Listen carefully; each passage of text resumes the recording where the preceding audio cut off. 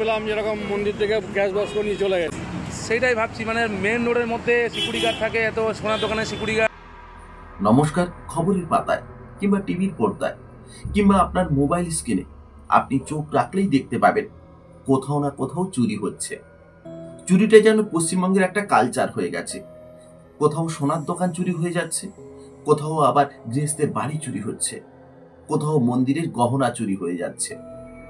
আর এবারের চুরি কিন্তু কোনো মন্দিরের সোনা গহনা চুরি হয়ে যায়নি, কোনো জুয়েলারি থেকে গহনা চুরি হয়ে যায়নি। আর এবারের চুরিটা মন্দিরের যে প্রণামী বাক্স থাকে, সেই প্রণামী বাক্স নিয়ে চোর ধাওয়া। আর এমনই ঘটনা ঘটে গেল বারাসাত শহরে।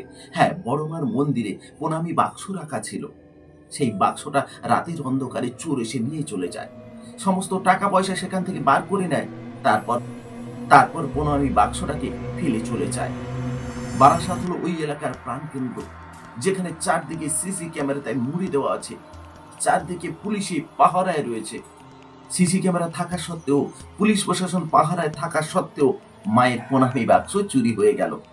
এ ব্যাপারে কিন্তু এখনো কাউকে আটক করা যায়নি। তার খোঁজ খবর চলছে। বড় মায়ের প্রণামী বাক্স চুরি হওয়াতে স্থানীয় মানুষজন যে কথা বললো সেটা শোনাবো আপনাদের।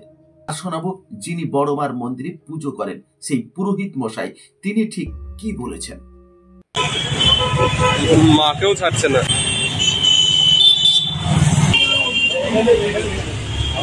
বাক্সটা ফেলেছে ওইখানে, কত নোট ছিল, 10 টাকার নোট ছিল, ইট ছিল, পয়সা টয়সাগুলো গুনে রেখে ওরা বাক্সটা নিয়ে গেল।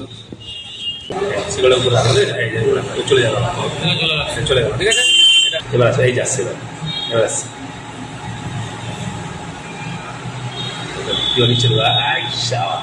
ধরে ভয় চলে গেছে বলে চলে গেল। আমরা তো ভাবতেই পারি না যে আমাদের এই মন্দির থেকে চুরি হবে। এত বড় বুকের পাটা তারা এই মন্দির থেকে চুরি করে নিয়ে চলে যাবে জিনিসপত্র। কালকে আমরা সকালবেলায় খবর পেলাম যেরকম মন্দির থেকে গ্যাস বক্স করে নিয়ে চলে গেছে।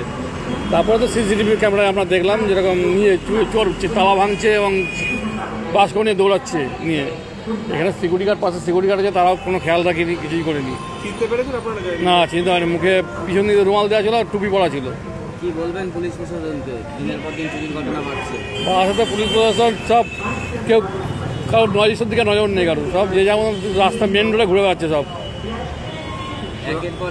হ্যাঁ সত্যি, এর আগের দিন আমাদের নপাড়ার থেকে এটা বাইক চুরি হয়ে রাত্রেবেলায়। পুলিশের তো কিছু করার নেই, ওরাও চেষ্টা করছে সব কিছু। আমার নাম দেবব্রত চন্দ্র, আমি কমিটি মেম্বার বয়েজ স্ট্যান্ডের।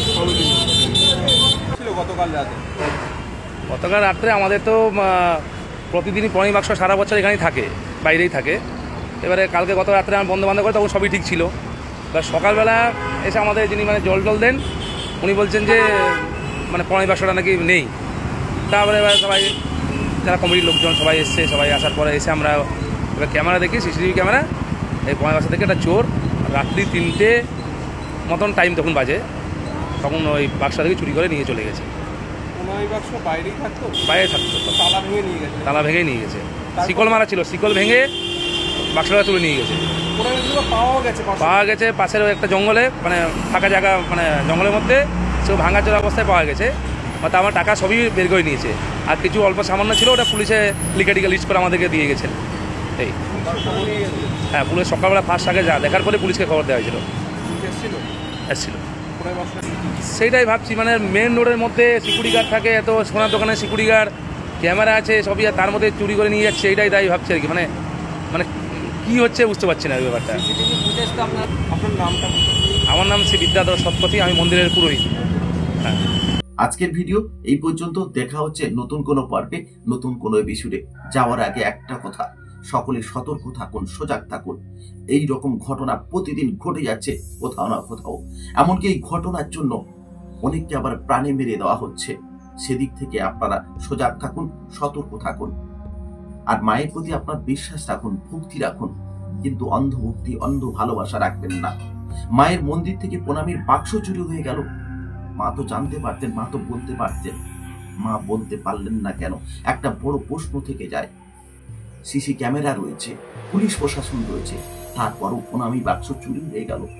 এই চোরদের ধরতে সবচেয়ে বড় ভূমিকা পালন করবে আমাদের দেশের পুলিশ প্রশাসন।